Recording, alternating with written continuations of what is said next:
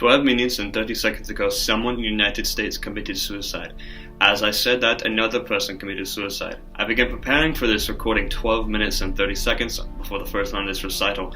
Right before that, someone in the US committed suicide. In 25 minutes, 3 people thought their lives were so awful or so worthless that ending their lives was the only alternative they had to existing. The end to these 3 lives will only be 3 out of the 123 who will be declared dead at the end of this day due to suicide. This is forgetting also the 3,075 US citizens who attempted suicide at the end of this day. These aren't all accurate numbers, however. These are the yearly average numbers, or the numbers that make up what is on average yearly 44,965 people who will have committed suicide in the US yearly, and the 25 people that will attempt suicide for each suicide committed. This would mean that on average yearly 1,124,125 people will have attempted to end their own lives. All these numbers I'm stating aren't the most important, or they are the most important when it comes to talking about depression and suicide, but they aren't the ones that people speak of the most when it comes to talking about suicide. Today, politicians, media outlets, and political advocates reference facts about suicide such as men die 3.5 times more from suicide than women, women attempt suicide 2 times more often than men, white males account for 7 out of 10 suicides in 2015, or some reference that a firearm is used in almost 50% of all modern suicides. Modern's not really the right word, but the times and the deaths of those who have committed suicide have tested the morals and policies of our speakers and our representatives in politics and media. The results of these tests show always there is a spectacular failure from each of those who are tested. On average, 44,965 people die each year from suicide in the US. And is that number too small for us to care that all these people had problems that were unsolved, which led to them concluding their own existences voluntarily? Or is that number just big enough for us to focus on how many victims were white or black, how many shot themselves or poisoned themselves, or how many were male or female? If a foreign country ended the lives of 44,965 Americans and took them away from their families and friends who were never to see these people again, and left to wonder what these people had done wrong or what they could have done more for those who have committed suicide, when would it matter to us how they died? We know who the enemy is in this situation, so why aren't we fighting them?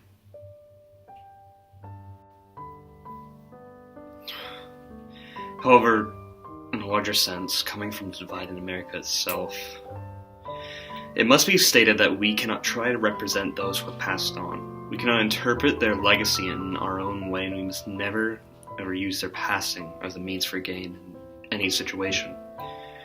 What is said here, in terms of those who would wrongly interpret the will of the dead, will not be kept in our memory for long, but rather discarded as a loose attempt of symbolism. However, death is eternal, and no matter what I will say, those who have passed will forever stay past, and their deaths will forever leave marks on the lives of those close to them, because in the eyes of their family and their friends, their death is just as monumental as their life. In their stead, we must make sure to put forward our lives to prevent another tragedy such as suicide.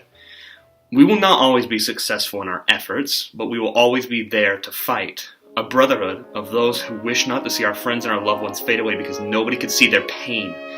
I say lastly, those who have committed suicide cannot have their deaths interpreted as a message to us living in any way, but rather all those who pass on share a common language. The language consists of a simple instruction for those they leave behind. Do not let this happen again.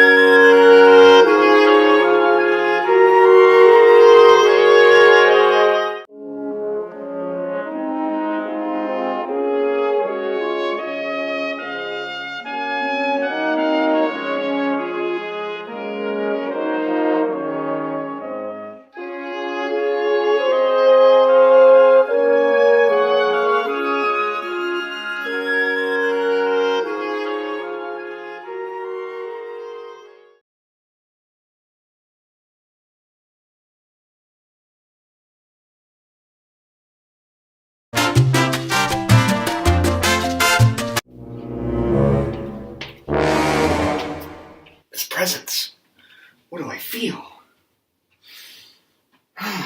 You are sensing my power level.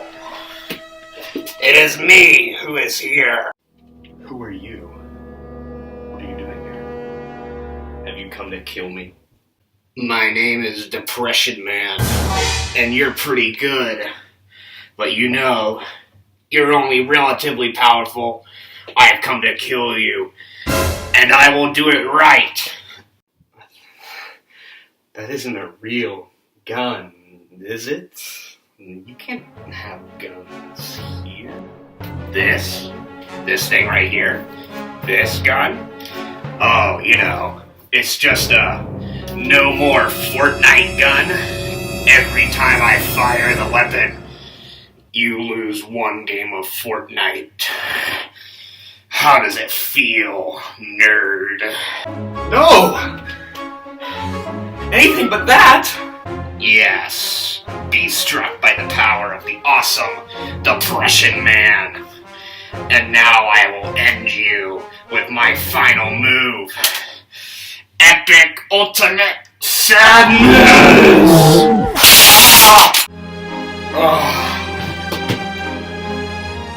Looks like I'm victorious, kids. Remember next time, be happy, not depressed, or no more Fortnite for you.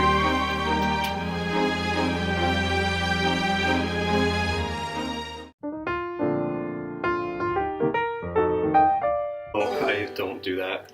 Oh, hold on. I'm gonna tell you something real. Who needs good project grades when you have epic swag cake? Yeah. Wait, the camera's... it's running? Oh. The camera just caught that.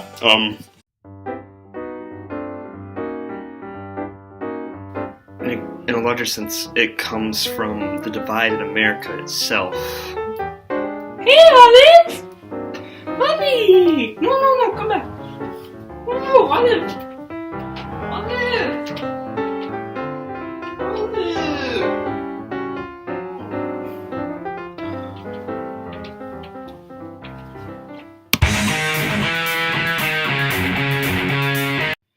I am Depression Man, and I've come to kill you. Ultimate Sadness!